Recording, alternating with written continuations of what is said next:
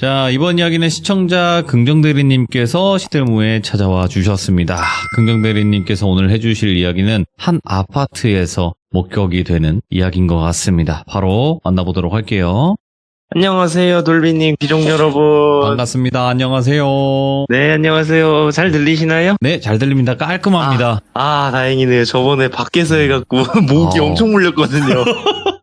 현실 공포 제대로입니다. 네, 진짜. 아유, 또 피를 뺏기셨군요. 네. 아이고, 오늘 긍정대리님께서 또 이렇게 찾아와 주셔서 다시 한번 감사드리고, 오늘 아파트에 관련된 얘기이긴 한데, 거기서도 목격이 되는 그런 존재가 있는 것 같아요. 네, 이거는 저도 듣고, 네. 이런 일이 있구나 싶은 그런 일이었고, 아마 진행되시면은 좀 몇몇 귀족분들 중에는 여기를 아실 분들도 있을 것 같아요. 워낙에 유명한 곳이라서. 그래요?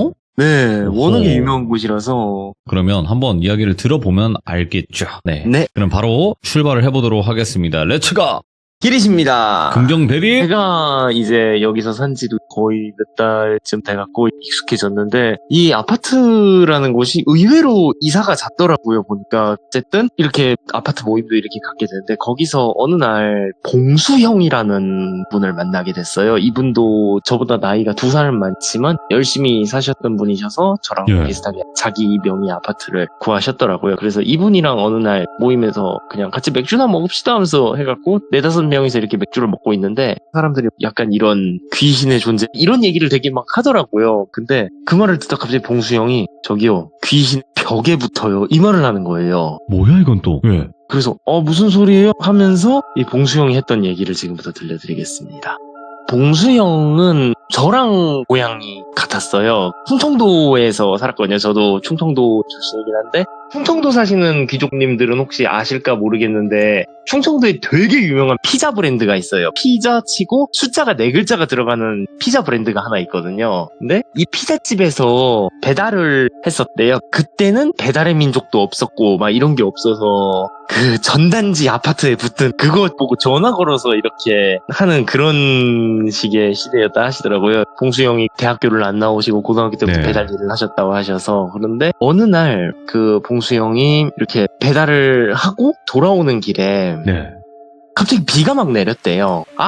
오토바이 타고 가는데 막 비 맞으니까. 그래서 진짜 이러면서 들어가는데, 들어오고 사장님 비 엄청 와요 이러는데, 사장님이 야야야 고생했다.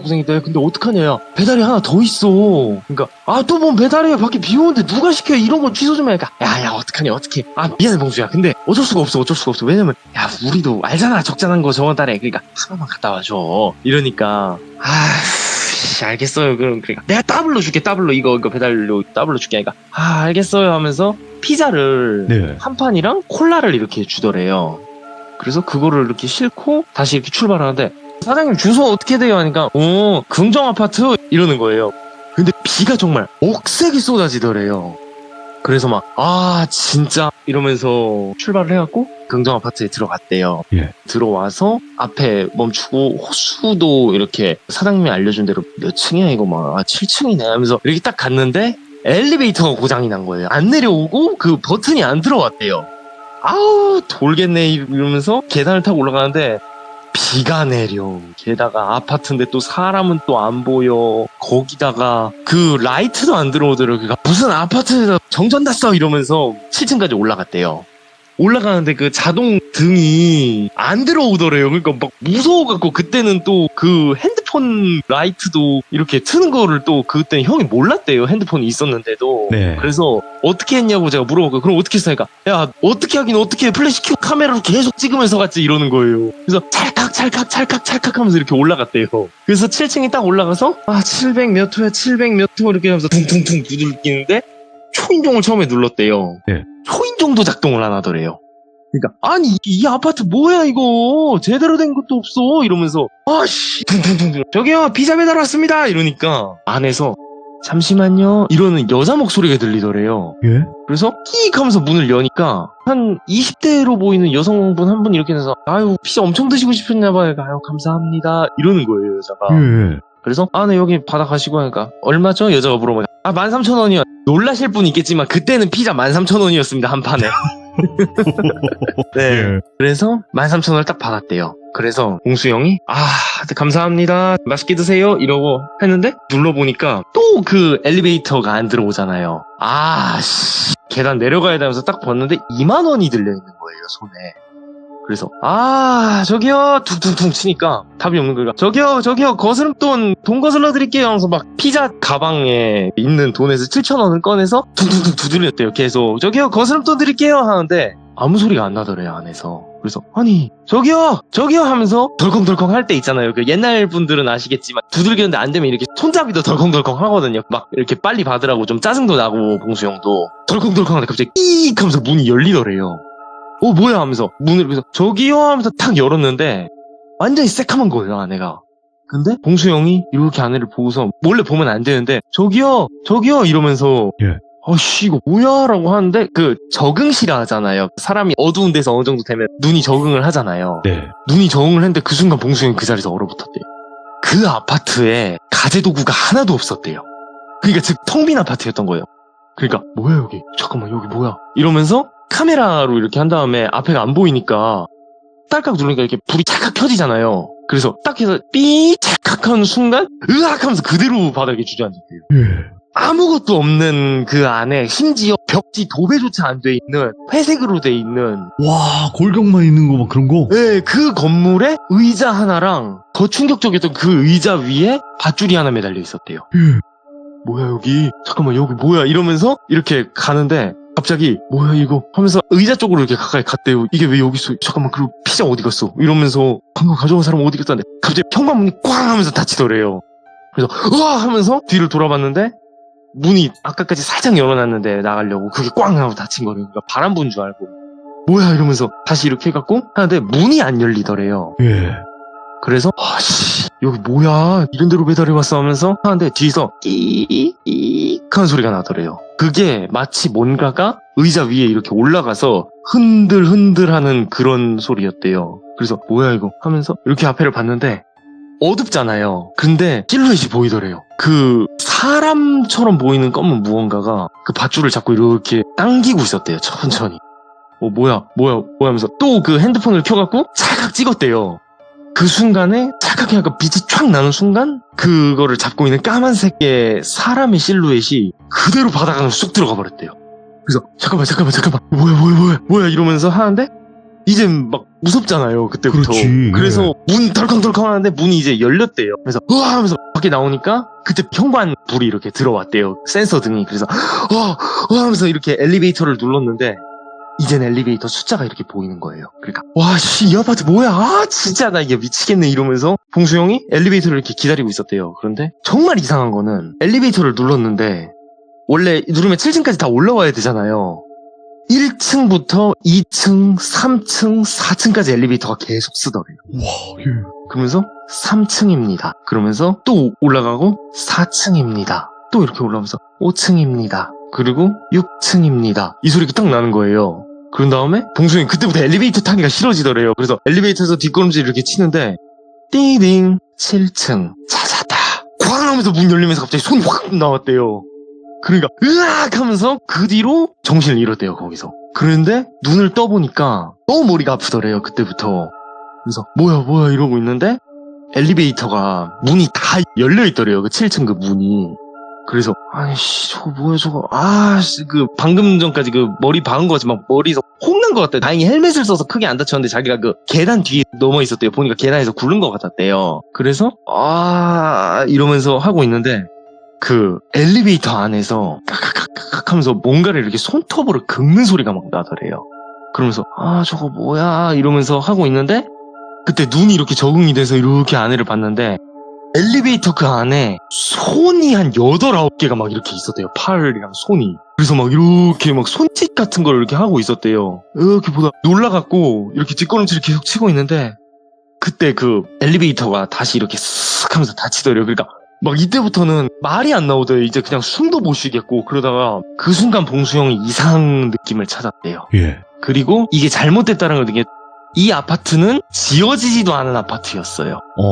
이런 아파트로 피자 배달을 봉수 형이 간 상황이었거든요. 그래서 이때부터 형이 막 놀라갖고 잠깐만 여기 하는데 엘리베이터 안에서 계속 봉수형한테 이리 오세요 이리 오세요 막 이러는 소리가 나더래요. 예. 그래서 으아 하면서 이렇게 내려갔대요 그 계단을. 그래서 하면서 7층에서 이렇게 내려가는데 여기 몇 층이야 하면서 막 계속 한 층 두 층을 계속 내려갔대요. 얼마나 지난지 모르겠는데 머리는 너무 아프고 그게 근데 느낌이 마치 뭔가가 막 머리를 누르는 듯한 느낌이 났대요. 그러다가 눈을 딱 떴는데 그 순간 봉수형이 그 자리에서 뭔가 굉장히 잘못됐다는 걸 느꼈대요. 왜냐면 분명 내려갔거든요 자기는. 근데 자기는 10층에 있었대요. 그러니까 자기는 내려간 줄 알았는데 오히려 올라갔대요.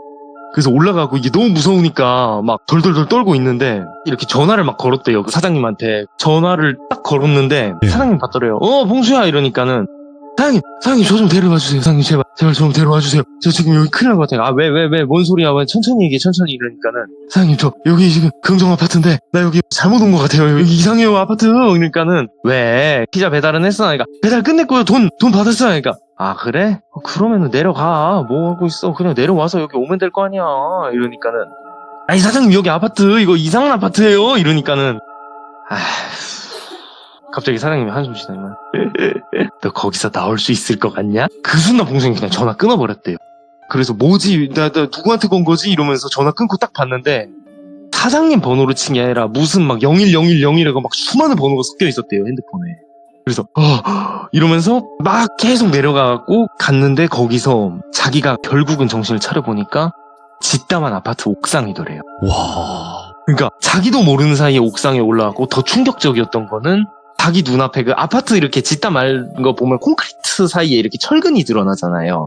그게 얼마나 오래됐는지 철근이 다 휘어 있었대요. 예. 그 앞에 서 있었대요.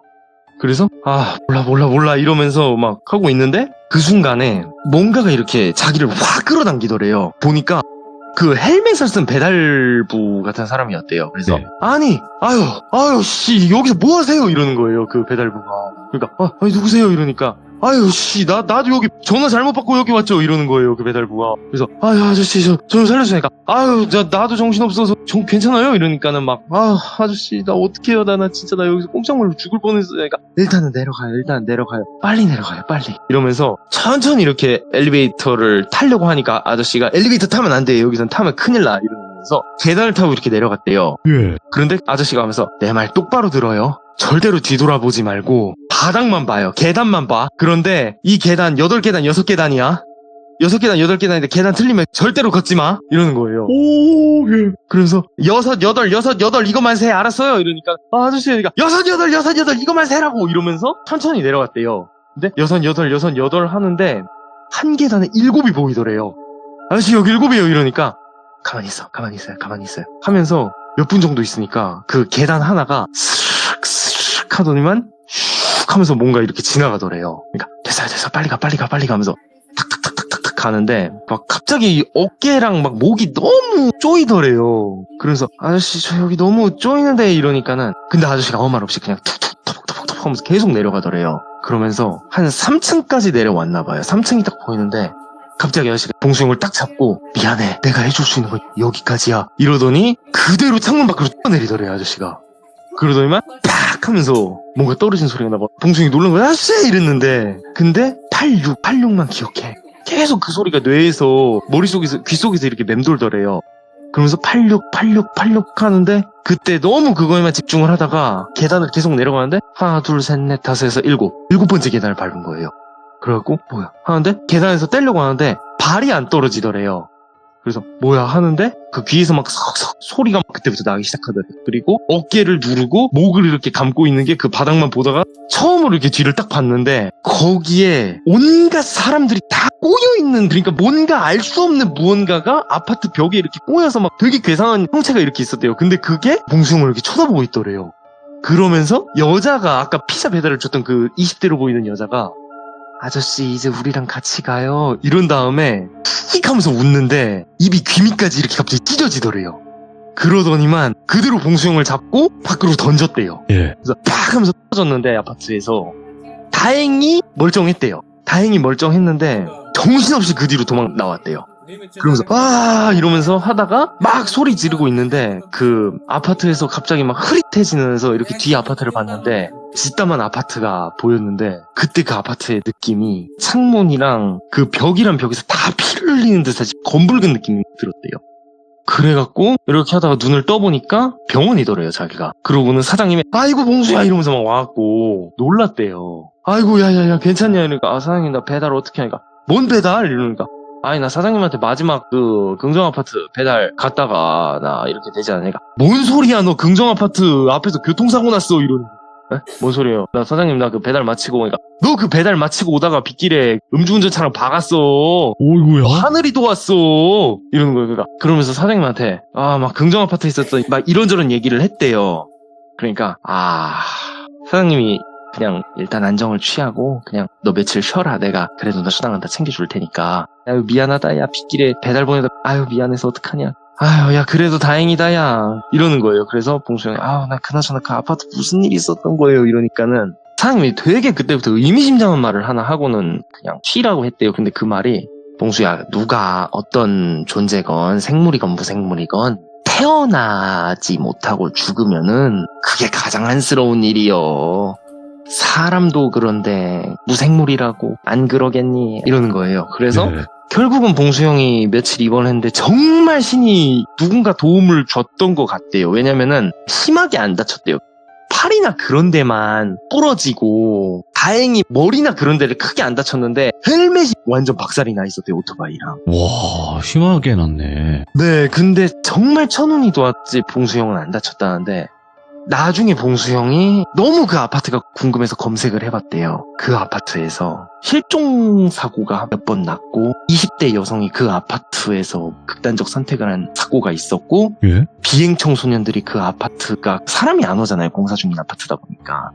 거기서 비행을 저질렀던 일이 있었고 배달부 한 명이 그 근처에서 사망한 사고가 있었고 하여간 알게 모르게 어마어마한 사고가 난 아파트였대요. 네. 그래서 봉수 형도 그 아파트는 피해가는데 그런 폐아파트 특히 짓다만 아파트를 보면은 그런 생각이 든대요. 자기가 탄생을 못하고 저렇게 방치가 돼서 어떻게 보면은 완전히 죽은 건데 그리고 나중에 듣고 보니까 그 아파트가 유명하더라고요. 충남 쪽에서 되게 유명한 아파트더라고요. 왜냐면 네. 20년째 안 지어지고 있대요. 지금도 그 잔해가 남아있다 하더라고요. 아직도 안 지어지고 있다고. 그래서 봉수 형은 그 말을 하더라고요. 그 아파트 자체가 한이 서려서 그 아파트가 사람들을 이렇게 끌고 간 거 아닐까. 그 아파트가 어쩌면은 태어나고 싶었는데 못 태어났으니까 그 한 때문에 막 사람들을 끌어들였고 오히려 그런 음기가 서리니까 거기에 또 이상한 일들이 계속 벌어진 거 아닐까. 이런 얘기를 하신 거예요. 그래서 그럼 형은 어떻게 겪었다고 생각할까? 난 실제로 그 아파트에 들어가진 않았지만 내가 죽을 뻔했을 때 아파트가 나를 끌고 들어간 거 아닐까 싶다. 근데 그 배달부 아저씨는 거기서 사망하셨던 분인데 나랑 비슷하다 생각했겠지 이러시더라고요. 어쩌면 그래서 저도 그 말을 듣고 그 생각이 들더라고요. 어떤 거를 미완성된 상태로 버려지는 애들도 어떻게 보면 의미를 갖고 있지 않을까. 한이 서릴 것 같아요. 내가 멋있게 탄생을 해서 내 의무를 다 할 수 있어야 되는데 그런 거를 못하고 그냥 버려진 채로 수십 년을 버려진 거잖아요. 또 그게 그럼 거기에서 이렇게 내 한을 너희들이 좀 받아야겠다면서 끌어들이지 않았을까. 진짜 우리가 들었을 때 에이 그런 게 어디 있어라고 생각하기에는 또 시들무에서 이야기 들어보면서 생각을 해보면 말씀 그대로 미완성된 뭔가 네. 완성이 되기 전의 단계에 멈춘 거고 거기에 멈췄다라는 것은 또 그런 존재들이 끌려 들어올 수도 있다라는 거라고 생각을 하거든요. 네, 그러니까요. 그리고 그런 짓다만 아파트들이 전국적으로도 많은데 가끔씩 출장 가다가도 그런 짓다만 아파트 있으면은 홀리 피해 다니게 되고 무섭더라고요, 굉장히. 야, 죽은 아파트 완성되지 못했던 네. 우리가 아파트가 뭐 의지를 갖는다 뭐 이런 거보다도 그 기운이라는 게 분명히 있을 것 같아요. 왜냐면 사실상 와 사람이 죽어나간 곳에다가 아파트를 지었을 때 그 기운을 그대로 또 받는 경우도 있지 않습니까? 네, 그렇죠. 그렇다 보니까 그것 또한 그럴 수도 있겠다라는 생각이 들고 오늘도 긍정대리님께서 또 우리가 같이 배달을 간 것 마냥 옆에 서 있었던 것 마냥 표현을 또 너무나 잘 해주셔서 저희가 또 섬뜩하게 잘 듣지 않았을까 생각이 듭니다. 네, 아유, 감사하고 다들 한 주 아무 일 없이 무탈하게 보내셨으면 좋겠습니다. 감사합니다. 긍정대리님 고맙습니다. 네, 감사합니다. 네.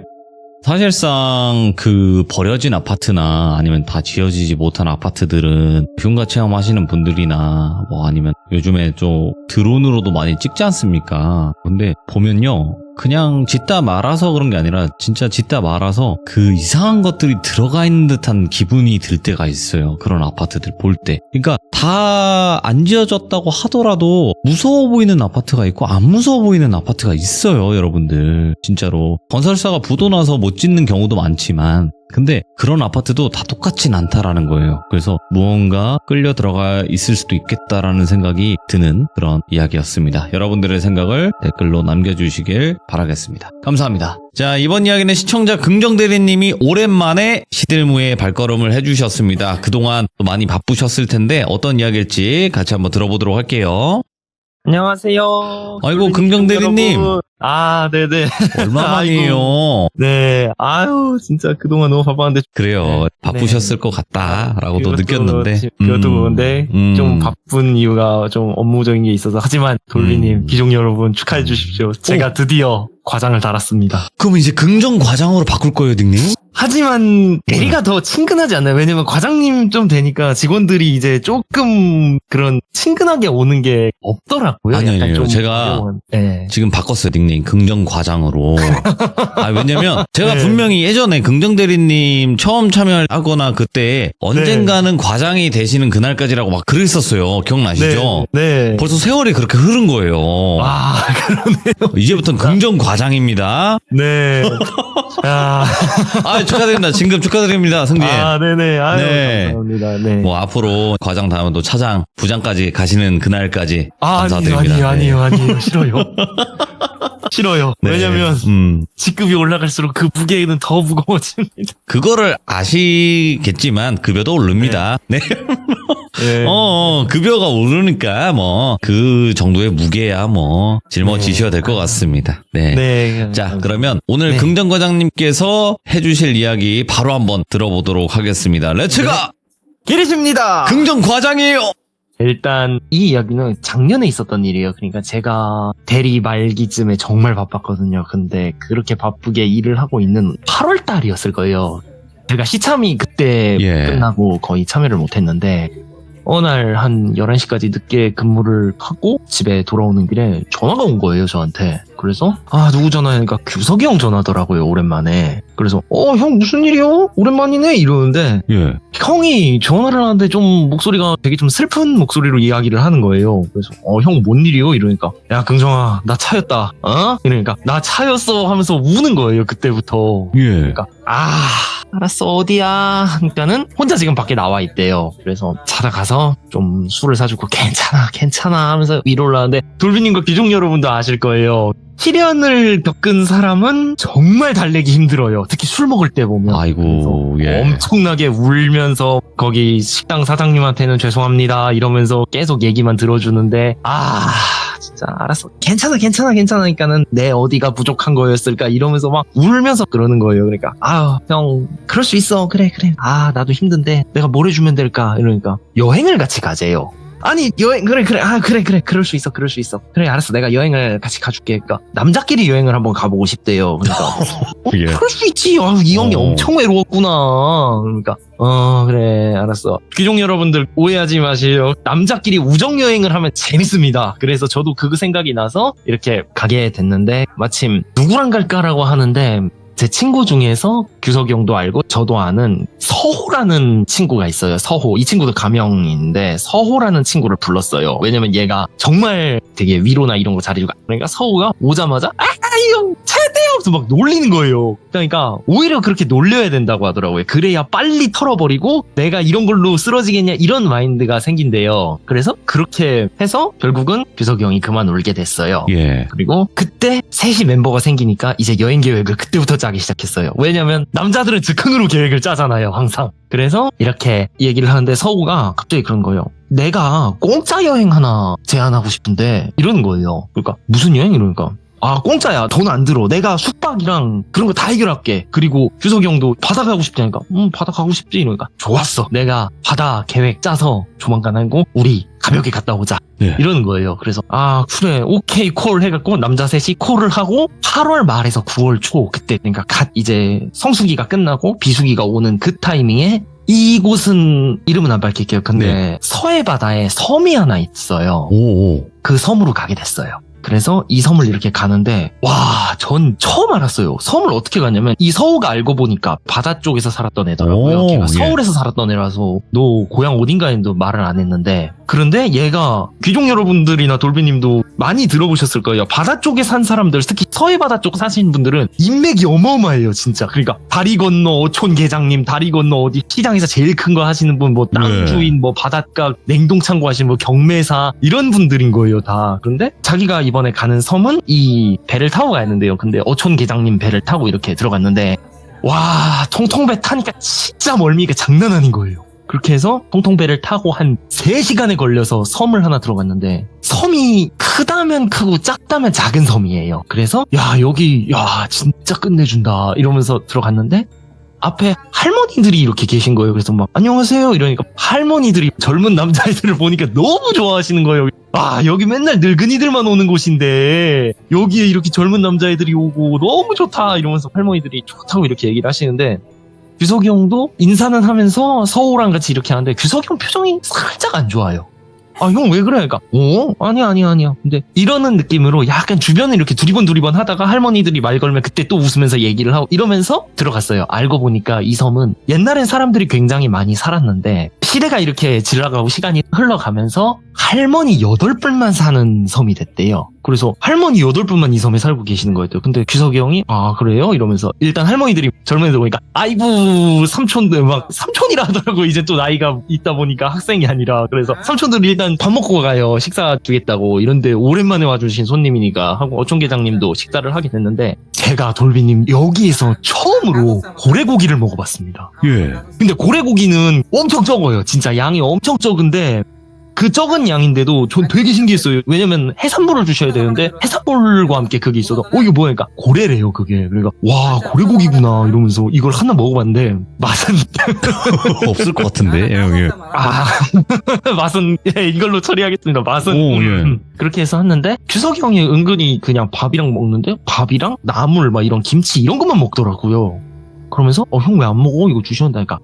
나는 이거 좀 안 맞아 이러면서. 그리고 제가 놀랐던 게 서해 바다에 고래가 있었잖아요. 왜냐면 전 고래고기 하면 울산이랑 부산이 제일 유명하다 들었거든요. 근데 서해에서도 고래를 먹나 하니까 고래를 먹는데요. 그래서 서우가 고래 가끔씩 먹어. 그리고 이 할머니들은 워낙 오래전부터 그랬으니까 이러면서 규석이 형이 이렇게 먹다가 저기 할머니들 이러는 거예요. 그러니까 하면서 이렇게 쳐다보니까 혹시 여기서 최근에 할머니 한 분 세상 뜨셨나요? 이러는 거예요 대뜸. 그러니까 막 되게 화기애애한 그 분위기가 갑자기 확 가라앉죠. 그래서 삼촌이 그걸 어떻게 알아? 이러니까 있었나요? 이러니까 막 뜸을 들이다가 맞았대요. 최근에 할머니 한 분이 돌아가셨대요. 노안으로 돌아가셨다 하시더라고요. 그래서 안 좋은 일이니까 더 이상 얘기는 안 하는데 그냥 밥이나 먹고 이렇게 하자. 제가 막 그랬거든요. 그 뒤로는 그냥 되게 즐겁게 놀았거든요. 서우랑 저랑 규석이 형 셋이서 놀다가 와 너무 재밌게 노니까 또 저녁밥을 주시는데 그때는 근데 고래고기가 안 나왔어요. 왜냐면 약간 좀 그런 게 있으셨나 봐요. 그래서 이렇게 먹으면서 저녁을 보내고 이렇게 보는데 거기서 저도 처음으로 위화감을 하나 느꼈어요. 뭐냐면 섬을 보면은 산이 이렇게 있잖아요, 솔비님. 예. 섬이 그 높은데. 근데 한쪽 그 아래, 그러니까 산 위로 이렇게 올라가는 길 쪽 하나에 무슨 언덕이 이렇게 있는 거예요. 예. 그러니까 저 언덕은 뭐지? 이러면서 그냥 봤는데 규석이 형이 계속 그 언덕만 쳐다보는 거예요. 캠핑을 하면서도. 그러면서 형 저기 뭐 보여? 이러니까 아니 그런 건 아닌데 약간 좀 언밸런스 하잖아. 그래서 이렇게 딱 보니까 진짜 언밸런스한 거예요. 왜냐면 대부분 산들은 풀이 이렇게 나 있잖아요. 근데 거기는 흙더미인 거예요. 그 언덕은 풀이 없어요. 나무랑 풀이 없는 거예요. 그래서 그러네 이러면서 그냥 자자 하면서 이렇게 들어갔거든요. 그리고 그날 밤 제가 어느 순간 눈을 떠보니까 그 약간 밤바다인데 달빛이 쫙 내려온 밤바다였어요. 그래서 와 여기 어디지 하는데 갑자기 어디서 형 이러면서 막 부르는 거예요. 그러니까 처음에 형 이러다가 아저씨 이러는 거예요. 그러니까 아저씨 아니야 형이라고 해 이랬는데 꼬맹이가 있는 거예요. 웬 한 12살쯤 되는 꼬맹이가 있는 거예요. 얘가 뭐지 하니까 형 그 밤바다에서 수영해봤어요 이러는 거예요. 그러니까 야 밤에 바다 들어가면 안 돼. 너 누구니 근데? 이러니까 아 형 빨리 가서 그 바닷속 좀 한번 들어가 봐요. 되게 재밌어요 이러면서 갑자기 바다로 뛰는 거예요. 얘가 야야야야야 이러면서 제가 이렇게 따라갔는데 바다로 이렇게 둥둥 빠졌어요. 근데 예. 진짜 이상하게 바다에 빠졌는데 발이 안 닿아요. 분명 해변가를 타고 이렇게 내려가야 되는데 갑자기 그냥 바다로 쑥 들어간 거예요. 그러니까 오 이러면서 하는데 애기가 수영을 이렇게 막 웃으면서 하고 있는 거예요. 예. 그러니까 야 위험해 들어와 야 여기 바다 간다 이러면서 부르니까 애기가 괜찮다고 하더만 그대로 그냥 잠수를 내버린 거예요 물속에. 그래서 야 하면서 이렇게 물속에 퉁퉁 들어갔거든요. 그래서 쫙쫙 하면서 이렇게 바닷속에 들어갔는데 저도 그 순간 잊었어요. 달빛이 이렇게 비치는 서해 바다가 되게 좀 딱하잖아요 물이. 근데 그 바다는 신기하게 너무 이쁜 거예요. 와 이러고 있는데 처음 보면 물 밖에 나오니까 형 되게 이쁘죠 바다 이러는 거예요. 그러면서 애가 좀만 더 놀다 가자고 나 바닷속 못 들어가 봤다고 오랫동안 이러면서 바닷속으로 편봉 들어가서 이렇게 헤엄을 치는데 되게 재밌었어요 진짜. 애랑 이렇게 헤엄을 치면서 와 나도 이런 경험을 하는구나 하는데 어디 아주 그 바닷속 물속에 가면은 그 막 뽀글뽀글뽀글 이런 느낌이랑 함께 소리가 안 들리잖아요 잘. 근데 그 안에서 이런 소리가 나요. 그러니까 이게 뭔 소리지 하는데 뭔가 고주파 같은 게 막 바닷속에 이렇게 막 팡팡팡 하면서 예. 흘러나오는 거예요. 그래서 이게 뭐지라고 하는데 애가 갑자기 제 앞에 이렇게 쑥 나와서 인사를 하더니만 밑에를 이렇게 손가락으로 딱 가리키는 거예요 물속에서. 그래서 이렇게 밑에를 봤거든요. 돌비님 귀족 여러분 혹시 심해공포증이라고 들어보셨나요? 그럼요. 진짜 제가 이렇게 본 아래가 저가 거의 개미로 보일 정도로 엄청 큰 눈이 있었어요. 뭐야? 그게 그러니까 눈이 저를 이렇게 보고 있는 거예요 바닷속에서. 근데 이게 진짜 제가 본 대로 얘기해드리면 고래였거든요. 오, 예. 장난 안 치고 고래가 롯데월드 타워만 했어요 보인 게. 아, 그 묘사가 된 게 거기서 네 보인 게. 거의 그렇게 보였어요. 롯데월드 타워만한 그러니까 눈만 그 정도 크기면 야 이건 롯데월드 타워급이다. 근데 공포심이 들다 못해 뭔가 진짜 제가 이 말로 표현은 못하지만 뭔가에 눌렸어요. 진짜 제가 뭔가에 눌렸어요. 그냥 심적으로 무언가에 눌리다 못해 하는데 얘가 안으로 이렇게 슉 하면서 안으로 사라지더라고요. 이때부터 정신이 없는 거예요 제가. 그러니까 근데 애기는 천진난만하게 이렇게 웃고 있다가 애기도 갑자기 바닷속으로 들어가는데 꼬맹이가 사람의 속도로 바다로 들어간 게 아니에요. 엄청 빨리 들어갔어요. 예. 그러니까 오 이러고 있는데 잠시 뒤에 뭔가 이렇게 긁는 소리랑 함께 고리가 팡 튀어나온 거예요. 그러니까 으악 하면서 깼어요. 제가 그 순간 꿈에서 깼어요. 알고 보니까 꿈을 꾼 거였던 거예요. 그게 실제가 아니라. 그런데 깨자마자 규석이 형이 막 등을 턱턱턱 때리는 거예요. 그러니까 뭐야 이러니까 누액 하면서 그 자리에서 그냥 제가 구토를 했거든요. 근데 분명히 제가 그냥 좀 밥을 많이 먹긴 했지만 물은 그렇게 많이 안 마셨는데 제가 거의 한 코카콜라 페트병 조그마한 거 그 정도 되나 300ml짜리 정도 되는 물 그 정도 양을 토했어요. 예. 그러니까 으악 이러니까 다들 놀란 거예요. 서호는 깜짝 놀랐고 규석이 형은 침착하게 툭툭 부드러면서 괜찮아?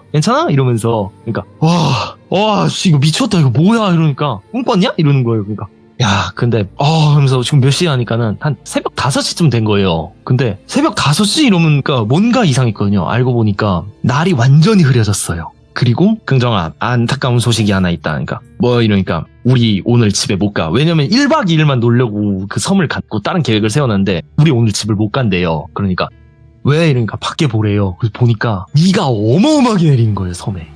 그래서 야씨 이거 큰일 났다 이거 어떡하나 이러면서 하고 있는데 할머니 몇 분이 우비를 입고 이렇게 그 바다를 보면서 하면서 막 되게 힘들어 하신 듯이 이렇게 보고 있는 거예요. 그러니까 네. 할머니들 저희 이러니까 아이고 삼촌들 미안해 이거 어떻게 우리가 이거 놀러 왔는데 이거 이제 밖에를 못 나가게 됐어 이럴 때 있어 해마다 이러는 거예요. 그러니까 이거 어떡하죠 이러니까 괜찮다고 전화는 있대요. 그래서 어떻게 된 거지 하니까는 저도 이때 처음 알았어요. 일부 섬들은 그 케이블이 연결이 돼 있더라고요. 해저 케이블 같은 게 다행히. 그래서 그걸로 전화해서 저도 회사에 전화하고 조금 연차 좀 더 쓰겠습니다 이러면서 그렇게 해서 얼마나 묶여 있을지 모르지만 금방 날이 풀린대요. 그래서 그냥 이렇게 전화를 하고 우리 뭐 여름 휴가로 이렇게 놀러 왔는데 무슨 이러고 있냐 하니까는 할머니 일이나 도와드리자 이런 거예요. 서우가. 그러자 해갖고 이렇게 갔는데 할머니들이 아니나 다를까 막 뭔가를 이렇게 하시더라고요. 그래서 무슨 나무 같은 거 이렇게 자르시고 막 하는데 되게 능숙하세요. 전 그래서 야, 할머니들 연세가 있으신데 이런 걸 되게 잘하신다 이러면서 하니까 아이고 젊은이들 고마워 이러면서 많이 도와드렸거든요. 그러다 보니까 할머니들이 먹으라고 막 감자 같은 것도 주시고 막 이랬는데 그래서 야 씨 신기하다 하면서 이렇게 먹는데 잠깐만 하면서 이렇게 도와드리고 있는데 그 규석이 형이 그 계속 아까부터 그 언덕을 또 이렇게 보시는 거예요. 그래서 형 왜? 이러니까 야 나 저 언덕 되게 이상해 이러는 거예요. 왜? 그러니까 야 봐봐 했는데 진짜 그때 저도 위화감을 하나 느꼈던 게 그게 언덕이 이렇게 비가 너무 많이 이렇게 쓸러내리잖아요. 근데 이게 느낌이 뭐냐면 뭔가 그 자연적으로 만들어진 게 아니라 흙더미를 누가 인공적으로 이렇게 쌓아놓은 것 같은 느낌이에요. 그래서 야 저거 신기하다 이러면서 하는데 저기 뭐 있나 물어볼까 하면서 할머니들한테 할머니들 저기 뭐예요 이러니까 할머니 한 분이 갑자기 저한테 그런 걸 말해서 모르게 이러는 거예요. 오. 여기 손님으로 왔으면 손님으로 있어 알려고 하지 말고 이러는 거예요.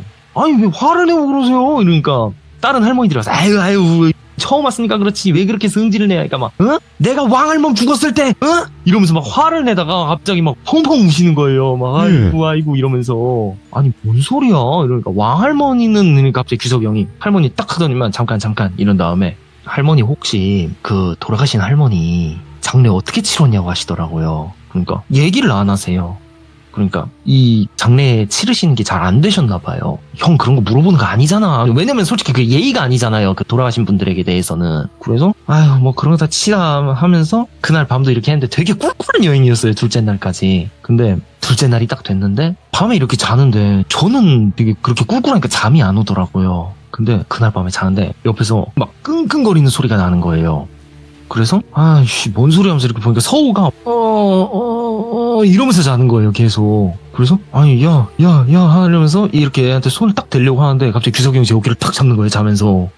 그러니까 왜 이러니까 아무 말도 안 하고 형이 네. 눈으로 뭔가 이렇게 막 아무런 말도 안 하고 행동도 안 하고 그냥 어깨 손 잡은 상태로 눈으로 옆에 창가를 이렇게 눈동자 굴려서 이렇게 딱 가리키는 거 있잖아요. 그런 식으로 창가를 이렇게 계속 가리키는 거예요. 그래서 제가 창가를 딱 봤는데 진짜 신기했어요 그때. 왜요? 분명 밖에서 천둥번개가 치는데 소리가 안 나요. 그러니까 뭐야 이러는데 이제 규석이 형이 반대쪽 눈으로 이렇게 보는데 저희가 잔 그 민박집 숙소에 거울이 길게 있었거든요. 그 큰 거울이. 그래서 그 거울을 눈으로 이렇게 탁탁 가리키는 거예요. 눈동자로. 그러니까 제가 거울을 봤는데 저 거기서 진짜 기절할 뻔했어요. 거울 앞에는 아무것도 없어요. 거울 안에 할머니가 있는 거예요. 그때 입을 딱 막았거든요. 그러면서 다시 이렇게 눈동자를 딱 보니까 그 거울이 비친 방향을 봤거든요. 그 거울이 창가를 가리키고 있는 거예요. 근데 창가엔 아무도 없어요. 예. 근데 거울 안에는 할머니가 있어요. 저도 거기서 슬슬 무서운데 서우는 계속 이러다가 딱 봤는데 갑자기 창가가 되게 까매진 거예요. 그래서 뭐야 이거. 형이 갑자기 그때 이렇게 슬슬 이렇게 저한테 가까이 와서 고래 이러는 거예요. 그러니까 고래 하면서 이렇게 딱 봤는데 그 순간 제가 진짜 소리 지를 뻔했어요. 왜냐면은 그 창가가 까맸던 이유가 그게 눈이었어요. 제가 그 바다에서 이거 뭐야 이러면서 하다가 다시 날이 밝아지면서 예. 서우가 깼어요. 근데 애가 식땀을 흘리면서 깼거든요. 근데 거기서 제가 깜짝 놀랐던 게 애가 분명 식은땀을 흘리고 있으면 엄청 더워야 되잖아요. 손이 엄청 차가운 거예요. 온몸이 그냥. 와. 근데 이게 어느 정도로 차가웠냐면 애가 그 무슨 냉장고에 들어갔다 나온 것 같은 그런 느낌이었어요. 그래서 야, 너 뭔 일이냐? 그러니까 야, 나 진짜 무서운 꿈 꿨다고. 제가 그때 저도 꿈을 꿨으니까 야, 너 혹시 고래 봤냐? 그 엄청 큰 거 이러니까 아니래요. 그럼 뭔 꿈 꿨어? 그러니까 나 진짜 무서운 꿈 꿨다고. 나 진짜 내가 이런 꿈 처음 꿨는데 너무 무섭다고 이러는 거예요. 뭔 꿈인데? 하니까 규석이 형이 언덕을 이렇게 계속 보면서 저거 같은데 이러시는 거예요. 네. 그래서 이게 어떤 꿈을 꿨냐고 물어보니까 자기가 놀다가 어느 창고에 갇혔대요. 근데 그 귀족 여러분들이랑 돌비님은 아시잖아요. 옛날 뭐 냉동창고나 그런 창고 같은 거는 닫으면은 안에선 밖으로 못 나가요. 밖에서 안으로는 들어갈 수 있는데 안에서 밖으로 못 나가요. 그러니까 그 안에 갇혔는데 꼬맹이 하나를 봤대요. 거기서 12살쯤 되는. 그러니까 제가 그랬어요. 근데 뭔 일인고 하니까 애가 덜덜덜 떨고 있더래요. 안에서. 그래서 야 어떻게 된 거야? 야, 여긴 어디야? 이러면서 하니까 애가 덜덜덜 떨면서 이렇게 딱 봤는데 그 순간에 그 서우가 소리를 빽질렀대요. 왜냐면 혹시 저는 그 느낌이 모르겠는데 예. 동사한 그 CC들 보면은 퍼렇대요. 애기가 퍼렇더래요. 이거 뭐야? 이러니까 근데 애기가 갑자기 빠다닥 하면서 얼었는데 이렇게 풀리듯이 이렇게 하더니만 서우의 손을 딱 잡고 덜덜덜 떨면서 말하는데 그게 막 살려달라고 말을 하더래요. 그래서 와씨 이러면서 끙끙끙 하고 있다가 그러다가 꿈에서 깼대요. 야, 이거 진짜 이상하다. 이거 어떻게 된 거냐 하는데 다음날 일어나 보니까 할머니들도 막 계속 저희랑 그러니까 되게 불편한데 그래도 제가 최대한 막 아유 할머니들 저희가 며칠 이렇게 머물지만 저희 이제 아무것도 안 물어보고 그냥 갈게요 이러는데 할머니 한 분이 갑자기 규석이 형을 쓱 보는 거예요. 그러니까 거기 삼촌 잠깐 우리 좀 도와줄 수 있어 삼촌들? 이러는 거예요. 그러니까 규석이 형이 이렇게 보내면 저것 때문에요? 하면서 그 언덕을 딱 가리키는 거예요. 그러니까 맞대요. 싫다고 자기는 안 하겠다고. 그러니까 뭔데? 이러니까 저 언덕에다가 제사를 좀 지내달래요. 저 언덕에서. 아니 뭔 제사야 이러는데 형 그냥 해드리자 하니까 이런 데서 제사 지내는 거 아니라는데 아니 그래도 그냥 할머니들 좀 그렇잖아 하니까 싫대요. 그러니까 아유 그럼 할머니 그냥 어떻게 해야 돼? 근데 이런 거 했다고 우리 막 이상한 거 씌거나 그러는 거 아니죠? 저랑 지금 서우 이상한 꿈 꿨어요. 이러니까 아니래요. 절대 아니래요. 그런 일 절대 없을 거래요. 그래서 에휴 그래도 해드리자. 근데 제사상 그 되게 별거 없대요. 그냥 가볍게 해드리면 된대요. 그러니까 거기다가 그냥 가볍게 이렇게 제사상 위에 올려갖고 이렇게 했는데 별다른 효과가 없더라고요. 그냥 제사 지내고 이렇게 해서 3일차까지는 그냥 별일 없이 지냈는데 3일날 밤이 됐어요. 그 규석이 형이 밤에 갑자기 야 저거 보이냐? 이러는 거예요. 그래서 이렇게 딱 보니까 그 언덕 위에 뭔가 이렇게 일렁이는 게 보이는 거예요. 규석이 형은 아이씨 이러더니만은 갑자기 서욱 이렇게 막 깨운 거야. 야 일어나봐 하면서 딱 이렇게 일어나니까 규석이 형이 야 너 공짜 여행이라는 거 털어놓으라고. 너 여기 우리 왜 불렀어? 저것 때문에 불렀지. 이러는 거예요. 예. 그러니까 딱 보니까 분명 아까까지 일렁이는 게 있었는데 없어졌어요. 뭐 하니까는 규석이 형이 그 서우한테 여기 삽 있냐? 이러는 거예요. 웬 삽? 이러니까 규석이 형이 서우한테 너 모르는 척하지 말고 너 내가 하는 말에 대답 다 하라고. 예. 그러니까 알겠다고 얘기하겠다고 하니까 너 저 할머니들이랑 다 아는 사이지. 그러니까 서우가 대뜸 이러는 거예요. 그러니까 야 너 저 할머니들이랑 옛날부터 아는 사이였잖아 이러는 거예요. 그때부터 대답을 안 하더라고요. 서우가 너 할머니 돌아가시고 여기 있던 왕할머니 돌아가시고 그리고 저 할머니들이랑 만났었지 한번 이러는 거예요. 그래서 그랬다고 그때 힐토를 하더라고요.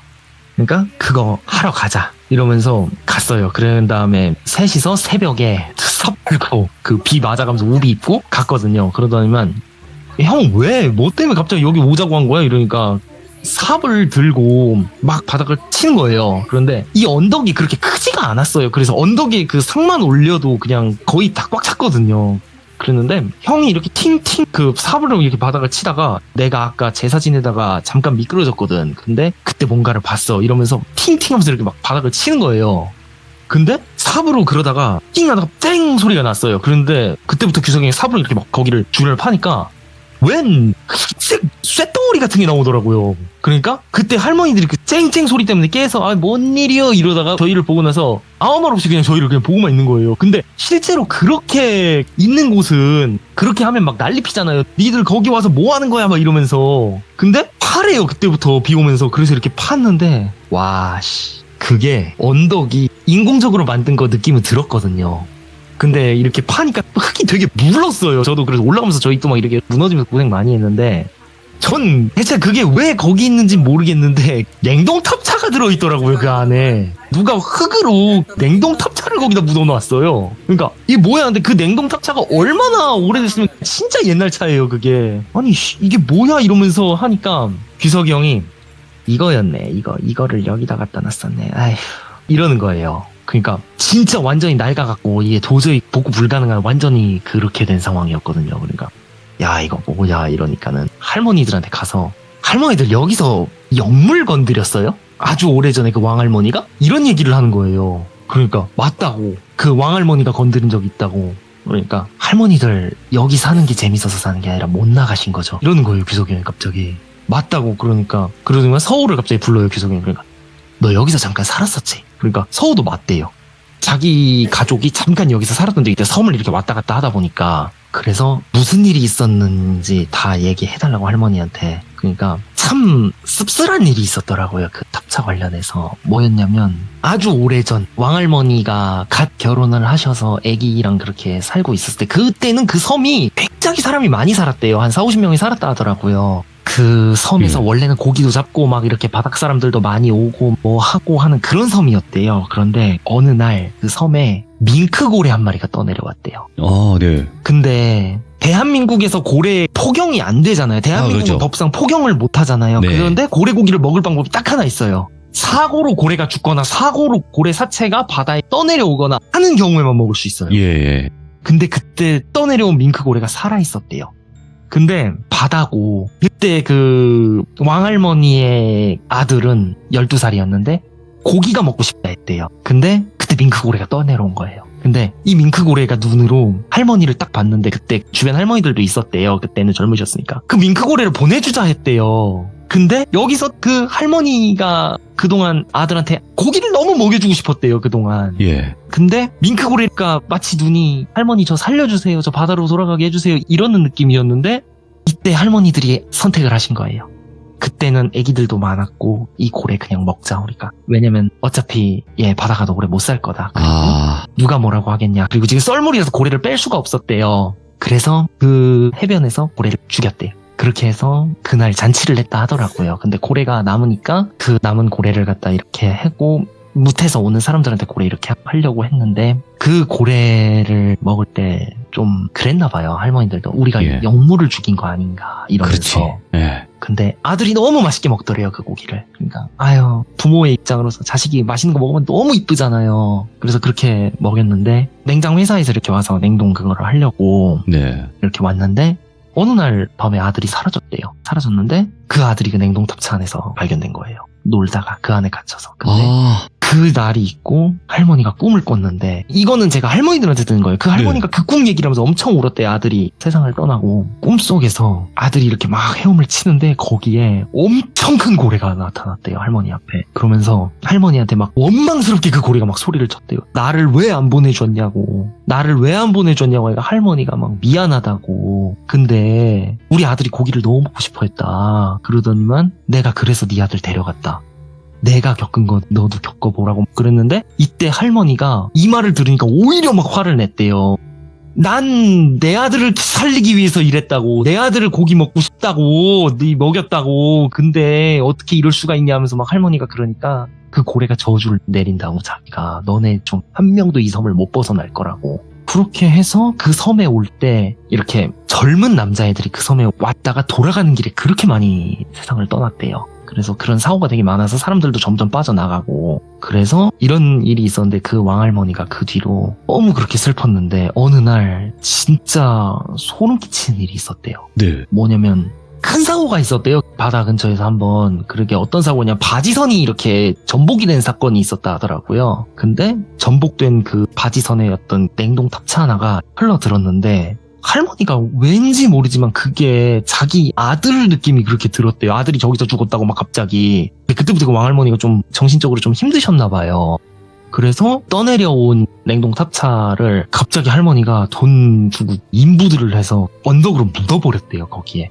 왜 그랬는지 모르겠어요. 근데 갑자기 인부들을 불러와서 냉동탑차째로 거기다 그냥 묻어버렸대요. 그 섬에다가. 그래서 아니 저런 짓은 왜 했을까 했는데 그건 저도 잘 모르겠어요. 그리고 왜 그런 행동을 했는지 모르겠는데 그래서 그렇게 언덕을 만들고 그 할머니가 그 뒤로 그냥 모르겠대요. 그 언덕에 앉아서 그냥 이렇게 보내는 시간이 굉장히 많았다가 그 할머니가 돌아가시고 나서 다 끝났으니까 저것도 어떻게 보면 그 냉동탑차 자체도 연관이 있는 것 같아요. 그래서 이렇게 했는데 인부들을 또 많이 부르기가 애매한데 서호를 부른 이유가 거기서 그거였더라고요. 그러니까 제가 그 얘기를 다 듣고 아니 야 근데 왜 남자 셋 불렀냐라고 하니까 규석이 형이 이거 그 이상 데려오면은 사고나 이러는 거예요. 예. 그래서 그 냉동탑차 뒤 완전 녹슨 그 탑차를 이렇게 쾅쾅 쳐서 그걸 열었거든요. 칸을 여니까 안에 웬 흙이 엄청나게 많이 쌓인 게 나온 거예요. 뻘 같은 게.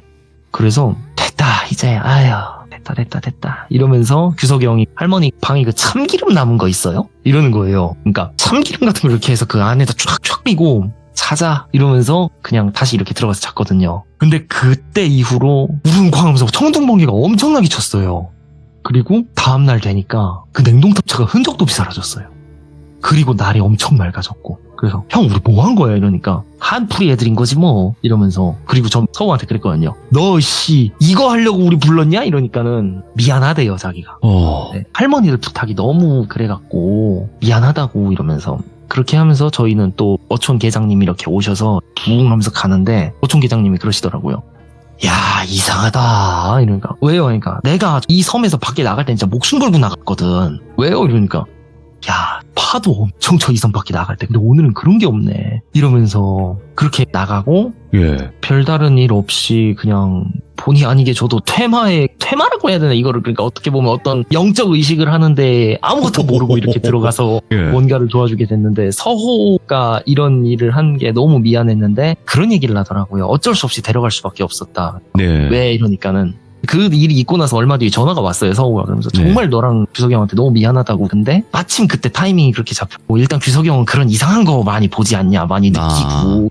어쨌든 내가 정말 미안하고 그냥 그런 데에 말려들게 해서 미안하고, 그리고 그 섬은 나중에 알고 보니까 이제 할머니들도 다 그 섬을 떠나셨다. 그래서 지금은 거의 무인도 비슷하게 됐대요. 근데 가끔씩 찾아간대요. 왜냐면은 그 일이 있고 나서 그 섬에 고기가 많이 잡힌대요, 섬 주변에서. 예. 양식장도 조만간 들어온다 하고. 그래서 이런 일이 이렇게 있어갖고 어떻게 보면 참 드라마틱한 그런 일이 작년에 있었네요. 우리가 생각을 했을 때 육지에서는 영물에 관련된 그런 공포 썰들이 굉장히 많았어요. 근데 네. 지금은 생각해 보니까 바다의 영물은 뭐였을까라고 생각이 들었어요, 제가. 근데 그게 네. 고래지 않을까. 네, 진짜. 네. 그래서 정말 그리고 보기 힘드니까. 한편으로는 너무 네. 슬펐던 게, 그 고래 입장도 이해가 가지만 저는 할머니가 너무 안 된 거예요. 왜냐면 저희 할머니도 예. 저 오시면은 막 배가 터지도록 주시거든요, 저한테. 근데 그게 너무 맛있거든요. 그리고 막 맛있게 먹으면 너무 행복해 하시고, 근데 자기 아들한테 그렇게 고기를 주려고 했는데, 그래서 참 안타까운 일이었어요. 그러니까 참. 그게 아유, 죽었어서 끝난 거지 않나 하고. 그죠. 네, 그래서 참 어떻게 보면 안타까우면서도 이런 일이 있었고, 그리고 저도 모르겠어요. 참기름은 왜 뿌린 거며, 그 냉동탑차는 대체 왜 다시 돌아온 거며, 저 네. 알다가도 모르겠어요. 미스테리한 부분으로 또 남았지만 그래도 긍정거양님 덕분에 와 또 이런 이야기도 들어보네요. 네, 살다 보니까. 그리고 돌리님 예. 그냥 저는 영원한 대리로 남고 싶습니다. 아, 돌리님 그래요? 라디오에서. 알겠습니다. 그래서 그러면- 대리님으로 해주세요, 길종 여러분. 돌리님. 아유, 강등하겠습니다. 네. 그냥 긍정 대리님으로 네. 이쪽에서는 남아 계시고 네. 앞으로 진짜 현 사회에서는 네. 쭉쭉 올라가시길 바라겠습니다. 아유 너무 네. 고맙습니다. 네, 감사합니다. 진짜로 저도 이야기를 들으면서 생각을 해봤죠. 우리가 뭐 육지의 영물, 뭐 호랑이, 뭐 뱀, 뭐 노루, 사슴, 뭐 이런 게 있지 않습니까? 우리가 익히 많이 들었던. 근데 고래가 바다의 영물이라고 생각이 들어요. 저도 지금 들어보니까. 왜냐면 우리가 뭐 수많은 물고기들을 보지만 이 고래를 본 적은 태어나서 저도 한 번도 없거든요. 그만큼 보기 힘든 바다의 생물인데, 그래서 아마 그 영물을 건드려서 그런 일들이 있었지 않았을까 생각이 들고, 오늘 긍정대리님 덕분에 또 이런 이야기까지 들어볼 수 있었습니다. 여러분들의 생각을 댓글로 남겨주시길 바랄게요. 감사합니다.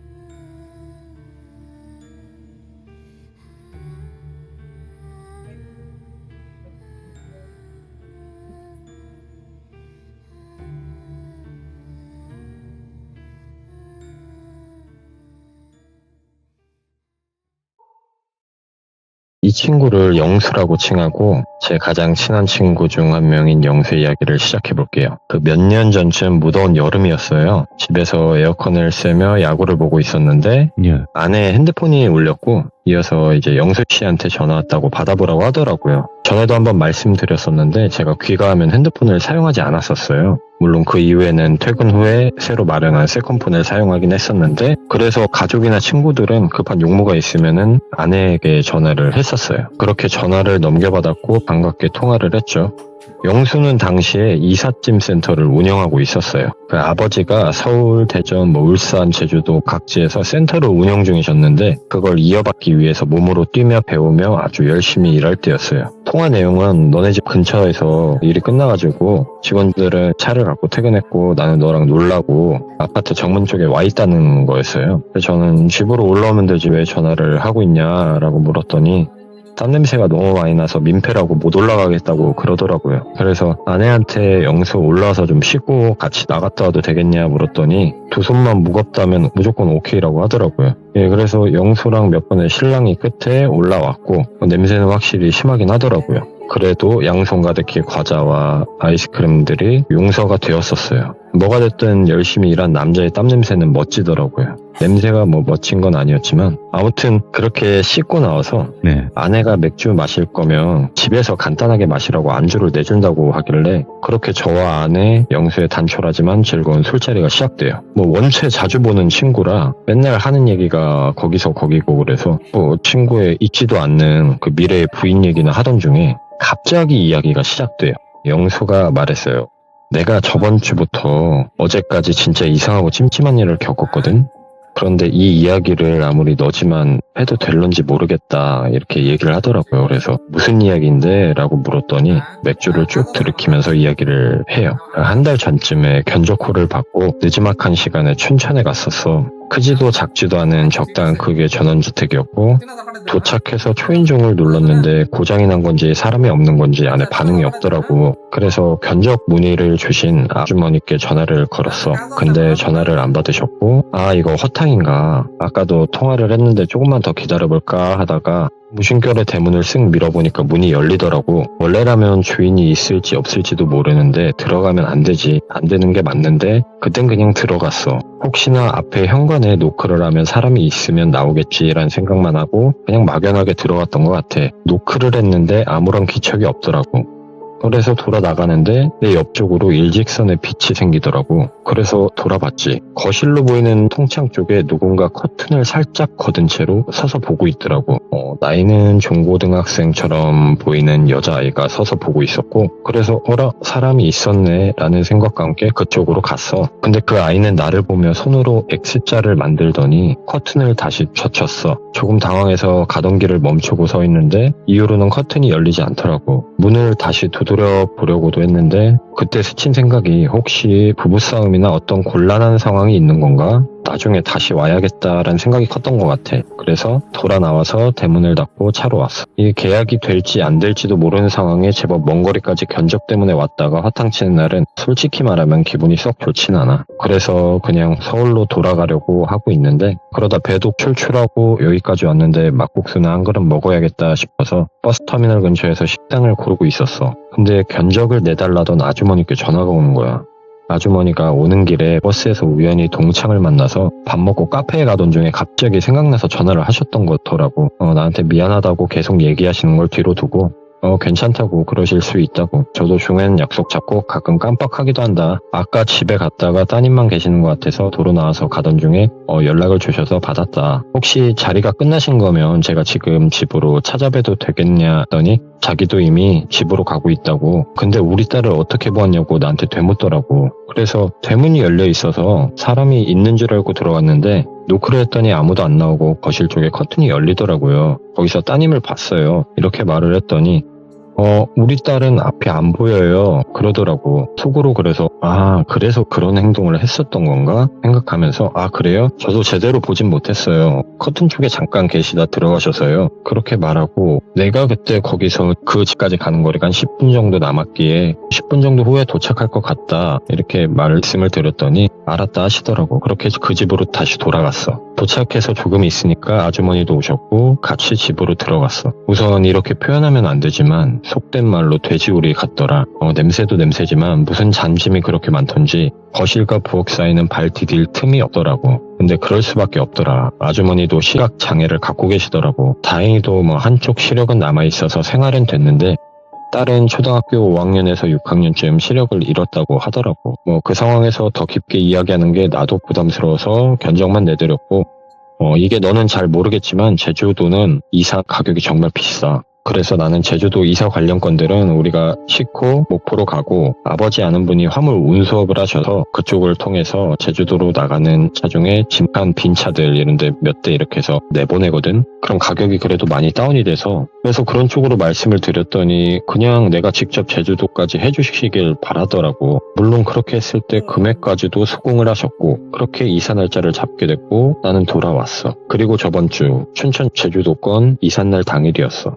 직원들과 이모님과 이 집 조금 힘들 수 있으니 각오해라 했던 말이 무색하게 집이 말끔하더라고. 알고 보니까 일주일 전쯤에 전문 청소업체를 통해서 정리를 한번 하셨더라고. 어차피 큰 차 한 대면 될 짐이었기에 금액 변동은 크게 없었지만 일이 한결 수월했어. 그렇게 1박 2일에 걸쳐 제주도로 이사를 잘 끝내드렸고 아주머니와 딸도 사람 너무 좋고 간 김에 직원들과 맛있는 것도 먹고 직원들은 같이 온 스타렉스로 먼저 갔고 나는 온 김에 낚시도 좀 하고 가려고 2일 정도 뒤에 복귀를 하려 했었어. 그렇게 세컨하우스로 가서 내 짐들을 내리고 있는데 그 싸제로 장착해놓은 수납 공간이 있는데 거기에 내 치실이나 세면도구 같은 생필품들이 있어서 열었는데 처음 보는 책이 한 권 있더라고. 두께도 제법 됐고 이게 누구 거지? 책이라기에 표지가 꼭 옛날 우리 시절 때 쓰던 수학의 정석 그 초록색 그런 느낌이더라고.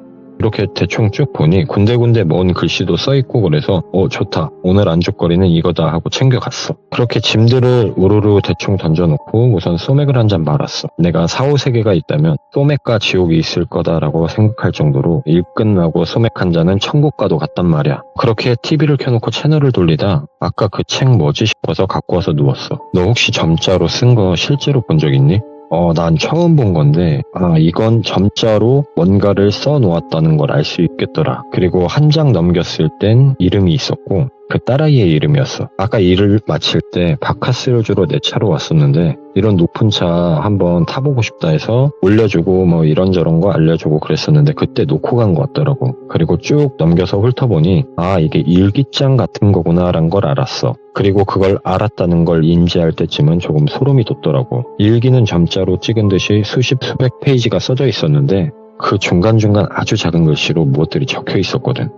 그리고 그 글을 몇 개 읽는데 어쩌면 놓고 간 게 이게 일부러 놓고 간 거일 수도 있겠구나 싶더라고. 내가 아까 소름 돋았다는 이유이기도 했어. 아무리 시력을 잃은 지 5년에서 6년 정도밖에 되지 않는다고 하더라도 자를 대고 그린 것 같은 줄에 정확하게 맞춰 글씨가 써져 있더라고. 내용들은 하나같이 엄마에 관한 이야기였어. 근데 조금 특이한 걸 엄마를 돌순이라 칭해볼게. 그럼 보통은 엄마나 친구 같은 모녀 사이면 장난스럽게 돌순씨까지는 이해는 하겠거든. 근데 거긴 김돌순은 어쩌고 저쩌고 대부분 그런 류로 짧은 글들이 써있더라고. 정확히 기억나는 몇 가지가 있는데 김돌순은 이 땡땡을 싫어한다. 김돌순은 이 땡땡을 죽이고 싶어한다. 김돌순은 중국 사람이다. 나도 중국 사람일까?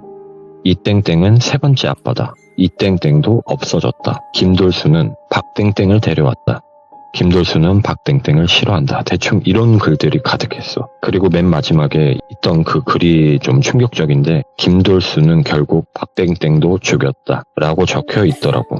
그래서 이게 뭐지? 박땡땡을 죽였다고? 이게 소설인지 아니면 정말 뭔가가 있는 건지. 그리고 이쯤에서 하나 스치듯이 기억나는 게 있는데 견적 따러 간 날 커튼을 열고 X표를 하며 나를 쳐다본 날 눈이 안 보이는 것 치곤 나와 눈을 너무 잘 마주쳤었거든. 내가 멈춰 돌아서서 통창의 앞까지 가는 동안에도 내 움직임을 따라다녔다 해야 될까? 누가 봐도 눈이 안 보이는 사람이라고는 모를 정도로 그렇더라고. 그래서 혹시 나에게 뭔가를 전하려고 이 책을 넣어놓은 건가 싶더라고. 날도 너무 늦었고 그 집에 한 번 더 가고 싶어서 몇 시간을 고민했던 것 같아. 그러다가 든 생각이 짐이 많이 줄어서 일하기가 수월했었잖아. 그래서 그걸 핑계 삼아 아이에 관련된 선물 같은 걸 좀 준비해서 책도 돌려줄 겸 내일 한번 가봐야겠다 생각했어. 그렇게 다음날이 되었고 뭘 좋아할지 몰라서 먹을 것들 좀 포장을 했었고 인터넷 검색을 통해서 점자 책을 파는 서점을 찾았고 가서 책을 구매했어. 2권을 구매했고 따로 포장을 하면서 나한테 주었던 일기장 같은 것도 포장을 해버렸어.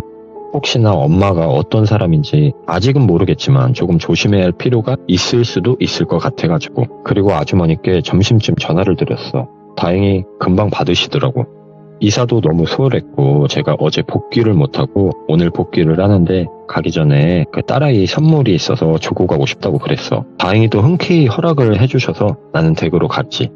그리고 아이는 나와서 인사만 하고 본인 방으로 들어가더라고. 그 아주머니께 딸아이 선물이 있어서 방에 가서 좀 전해줘도 괜찮겠냐 했더니 감사하다 그렇게 얘기를 하시더라고. 그렇게 딸아이 방에 노크를 하고 들어가도 되냐고 물었더니 들어오라고 하더라고. 그리고 점자책이라고 2권을 주었고 또 나한테 줬던 일기장이 포장된 것도 주었어. 그리고 이건 내 차에 있던 건데 너의 것 같아서 가져왔어 라고 했더니 혹시 읽어보셨냐 묻더라고. 그래서 읽었다고. 점자는 못 읽는데 글로 써놓은 거 다 읽었다고 이렇게 얘기를 했더니 이따가 그럼 이것도 좀 갖고 가주시라고 이렇게 얘기를 하면서 다른 일기장을 한 권을 더 주더라고. 그래서 내가 가져갔던 그 일기장의 포장지를 잘 뜯어서 그 새로 받은 일기장을 포장을 해서 갖고 나오려고 하는데 나한테 한마디 하더라고. 이 번호로 화요일, 금요일은 9시에 문자가 가능하다. 보통 20분 정도 가능하다. 그래서 나는 그 얘기를 듣고 묻고 싶은 것도 많고 이야기하고 싶은 것도 많았는데 참았어. 그리고 재빨리 나와서 아무렇지 않은 척 부엌에 있던 과일을 깎는 돌순이 아줌마한테 견적 요청 전화가 와서 아쉽지만 지금 가봐야 될 것 같다고 보따리 잘 지내시라고 이렇게 얘기를 했고 그렇게 그 집에서 조금 황급히 나오게 되었어. 그리고 서울로 돌아왔고 받았던 책의 맨 앞장에 있는 번호가 있더라고. 그 번호를 확인했고 일기를 읽어나가기 시작했어. 저번에 보았던 게 2번에서 3번 정도라면 이게 1번 같더라고. 거의 점자 느낌의 글들이었고 책의 뒤쪽에 가서야 글로 써놓은 것들이 있더라고. 아빠로 보이는 남자에 관련된 글이었고 이땐 돌순이라는 표현도 없었고 온통 아빠로 관련된 글이었어. 누가 봐도 아빠와 유대관계가 엄청 좋은 딸의 모습이었어. 그렇게 흐뭇하게 보던 중에 맨 뒤쪽에 이런 글이 있더라. 그 땡이 아빠를 죽였다. 그렇게 다음 주 되기만을 기다렸어. 이미 금요일이 지났기에 연락을 할 수가 없었어. 그리고 며칠 전 그 화요일에 처음 연락을 해봤어. 묻고 싶은 게 너무 많았다고. 아빠 이야기는 뭐고 또 현재 너희 눈 상태는 어떤 거고 이 글들을 나에게 보여준 이유가 뭔지. 그리고 답장이 왔어. 삼촌 저 눈 보여요. 사람을 구별할 정도는 돼요. 아빠 이야기는 말 그대로예요. 삼촌이 먼저 본 노트도 다 사실이에요. 삼촌이 경찰에 신고 좀 해주세요. 제가 동생이 있었어요. 동생은 정말 앞이 안 보였었는데 죽었어요. 아마 죽었을 거예요. 엄마가 죽였어요. 동생도 아빠를 죽인 범인이 엄마인 걸 알았고 경찰에 신고를 했다가 죽었어요. 그날 밤에 엄마랑 동생이 나갔다 왔는데 동생이 없어졌거든요. 그날부터 지금까지 증거는 우리가 이사 온 집 제 방 장판을 들춰보세요. 그 집은 지금 아무도 안 살고 있어요. 비밀번호는 땡땡땡이에요 라고 보냈더라고. 그러다 보니 이미 시간이 지났고 혹시나 해서 9시 15분 정도부터는 내가 연락을 하지 않았어. 그리고 고민에 고민 끝에 그날 나와서 시동을 걸고 그 새벽에 그 춘천집으로 향했어. 미친놈 같겠지만 너였어도 그랬을 테니까. 그렇게 도착해서 우편함에 있는 그 열쇠로 대문을 따고 들어갔고 이사 나갈 때의 상태 그대로더라고. 현관의 비밀번호가 그 딸아이가 알려준 대로 눌렀더니 문이 열렸고 이게 새벽에 빈 집이라 더군다나 뭔가 느낌이 쎄하니 더 오싹하더라고. 핸드폰 플래시를 켜고 아이가 있던 방으로 갔어. 그리고 그 장판을 여러 번 들쳤었는지 내 모퉁이 중에 한쪽이 손때가 좀 타있더라고. 그곳엔 원래 가벼운 플라스틱 수납장 같은 게 있었던 곳인데 아무튼 그렇게 거길 제꼈는데 바닥에 여러 그림과 상호명이 적힌 가게 또 주소를 특정할 만한 약도 같은 게 그려져 있더라고. 조금만 검색하면 어디인지 알 것 같았어. 그리고 그 그림 옆에 어떤 산을 그려놨는데 제법 자세하게 적혀 있었어. 입구에 어떠한 특징이 있고 8분 정도 올라가다 보면 갈래길이 나오고 오른쪽으로 12분 정도 걸어가면 나무 계단으로 바뀌면서 울타리 같은 곳에 줄이 이어져 있었는데 네 번째 계단만 울타리가 줄이 없다고 이렇게 적혀 있더라고. 그리고 그 줄이 없는 쪽으로 쭉 1분만 들어가서 아래쪽을 내려다볼 때 정면에 나무 중간쯤에 나무 껍질이 깊게 패인 나무가 있는데 그 나무 밑을 가리키는 내용의 그림과 글들이었어. 그리고 본인은 1분에 50m 정도 걷는다고까지 정확하게 적혀 있더라고. 실제로 나한테 가봐라, 파봐라 이런 글들은 아니었는데 그림이 의미하는 것이 그 밑을 파보란 이야기 같더라고. 그래서 그것들을 다 사진을 찍어서 집으로 돌아왔고 내 나름대로 정리를 하기 시작했어. 이런 상황이 두려웠지만 다른 의미로는 조금 재미있기도 하더라. 내 안에 있던 뭔가가 깨어나듯이. 그리고 오늘 혹시 몰라서 점만 찍어서 문자를 보냈는데 답장이 없더라고. 그래서 온 거야. 재수 씨한테 미안하지만 산 좀 같이 가보자고. 그리고 저는 아내를 쳐다봤어요. 아내는 대답하기도 귀찮은지 손을 허이허이 저으면서 가란 뉘앙스를 풍겼거든요. 이게 사실 안 된다고 했던 거인지 모르겠지만 제가 강제적으로 이해하기론 가란 의미로 이해해버렸어요. 그렇게 그 다음날 토요일 영수와 점심쯤 만나서 밥을 먹고 이동하기로 하고 식당에서 만났어요. 그렇게 밥을 먹으며 많은 대화를 나눴고 영수는 그 아이 방에 그 아래에 적혀있던 내용들을 토대로 조사했던 곳을 한 군데로 압축을 했더라고요. 그나마 약도와 비슷한 지형을 갖추고 있었고 적혀있던 상호명을 통해 정보를 얻어냈다고 말을 하더라고요. 그렇게 가장 유력해 보이는 강원도의 모 지역으로 이동을 하게 돼요. 그 2-3시간을 달려간 끝에 목적지에 가까워졌어요. 엄청 작은 마을 단위가 있었고 거기서 한 5분 정도 더 들어가니까 지금은 영업을 하지 않는 몇 개의 점포들이 나오더라고요. 영수는 이곳이 자신이 찾던 곳이 맞는 것 같다고 이렇게 얘기를 했었고, 그 상호들도 일치했고 약도도 비슷하다고. 그치만 문제가 하나 생겨요. 그 주변에 여러 개의 작은 산이 있었고 그 산에는 또 입구마저 여러 개였어요. 그래도 여기까지 성공적인 건 같으니까 주변을 하나하나 확인해보자고 해서 뭐 그렇게 가장 가까운 산 입구부터 훑기로 해요. 그렇게 긴가민가 하는 곳은 직접 올라가 봤고 가장 핵심이 되는 것들 위주로 둘러봤어요. 입구에 어떠한 특징이 있는 곳, 또 천천히 걸어 올라갔을 때 8분 정도 뒤에 갈래길이 나오는 곳, 그 갈래길에서 우측으로 12분가량 걸어가면 나무 계단으로 바뀌는 곳, 뭐 이러한 특징을 갖고 있는 산을 찾는데 이게 생각보다 시간이 많이 걸리더라고요. 다른 것보다도 첫 번째 단서인 그 입구에 무슨 특징이 있다 했었는데 그 특징에 대해 정확한 설명이 없어서 그 입구가 일반적인 산과 조금이라도 다르면 그냥 특이점이 있는 입구가 보이면 그냥 무조건 올라가 봤어야 했었거든요. 네, 그렇게 뭐 한두 시간쯤을 이산저산 오르며 아무런 소득 없이 날렸고 오후 6시에서 한 7시 사이쯤 됐을 거예요. 아무래도 여름이다 보니까 그 어두워지진 않았는데 산을 오르고 내리다 보면 시간이 생각보다 순식간에 지나가서 더 이상 뭐 산을 오르기에는 애매한 시간이 되었더라고요. 그래도 영수는 기왕 온 거 한두 군데만 더 가보자 했고 뭐 그렇게 한 군데만 더 올라갔었고 그곳도 역시나 뭐 아무런 소득이 없었죠.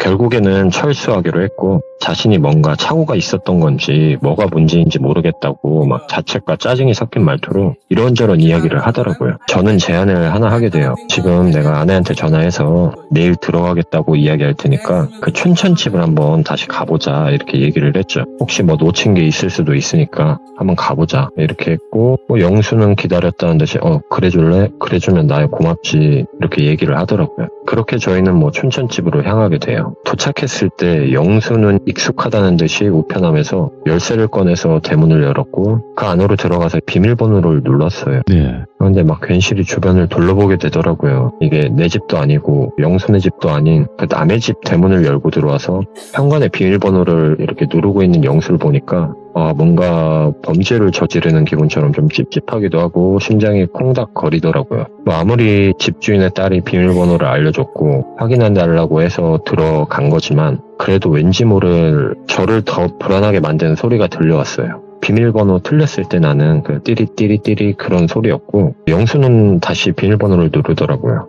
여지없이 또 비밀번호는 맞지 않았고 이거 왜 이러지? 비밀번호 이거 맞는데 라고 하더라고요. 네. 그래서 불안해진 제가 야 가자 나가자고 혹시 이거 집 내놓아서 부동산이랑 뭐 이렇게 해서 비밀번호 바꾼 거 아니냐고 나가자 하면서 끌고 나왔어요. 그렇게 차로 와서 영수는 말도 안 된다고 내가 여기 왔다 간 지 얼마나 지났다고 비밀번호가 바뀌냐고 그러더라고요. 그래서 어쨌든 이사 간 지는 벌써 2주가 됐으니까 그 사이에 비밀번호 바뀌기 전에 네가 뭐 운 좋게 들어갔다 왔는지는 모르겠는데 지금은 어쨌든 집을 내놓은 건지 뭔지 몰라도 비밀번호가 바뀌었으니까 더 이상 들어가는 시도를 해선 안 될 것 같다 이렇게 이야기를 했죠. 그렇게 서울로 되돌아가야 되나 아니면 뭐 이곳 근처에서 하루를 좀 묵고 내일 아침에 그 산으로 다시 돌아가야 되나 서로 이야기를 하다가 네.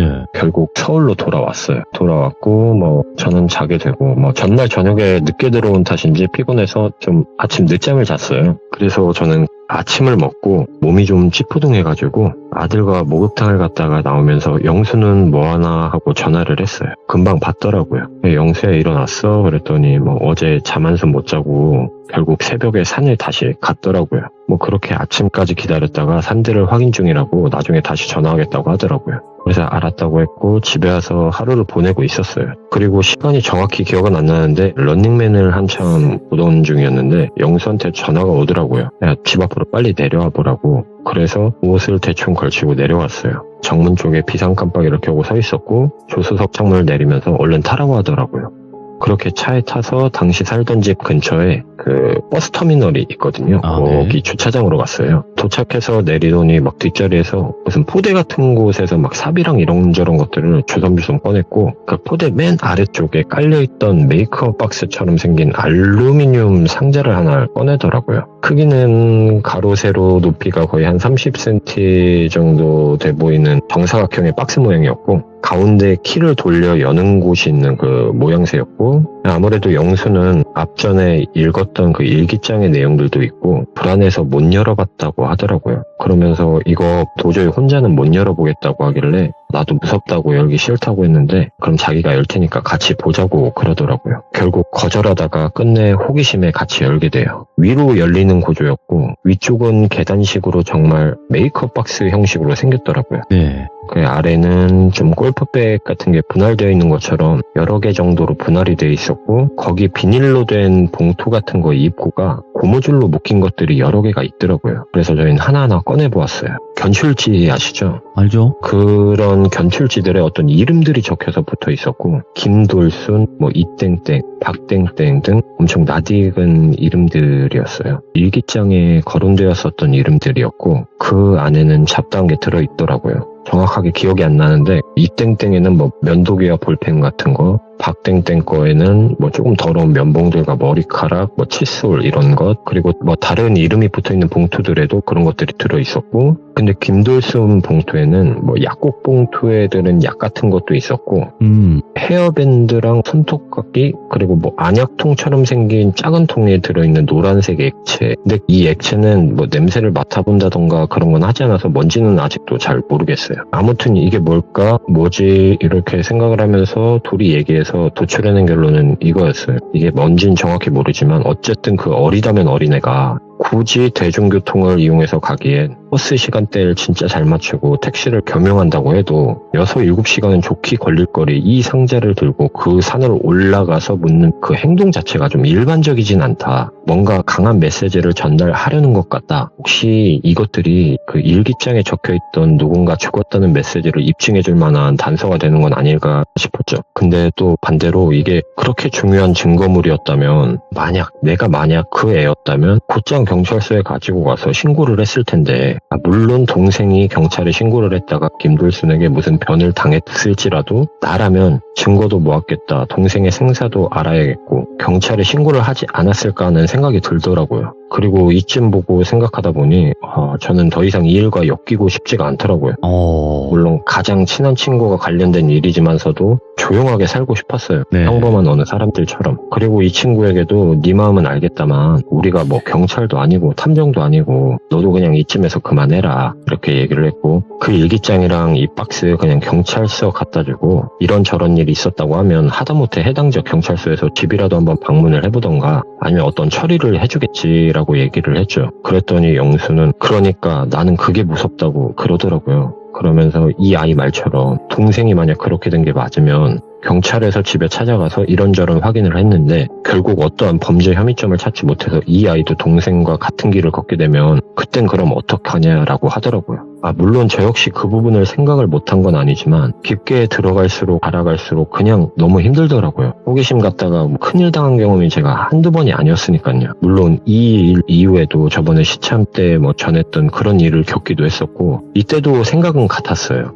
난 더 이상 모르겠다, 미안하다, 안 그래도 요즘 일들도 바쁘고 이 이상은 함께는 못할 것 같다, 너도 그냥 잘 생각하고 판단해서 그쯤에서 그만뒀으면 좋겠다라고 말을 하고 차에서 내려서 그냥 집까지 걸어왔어요. 그냥 걸어오면서 참 많은 생각이 들더라고요.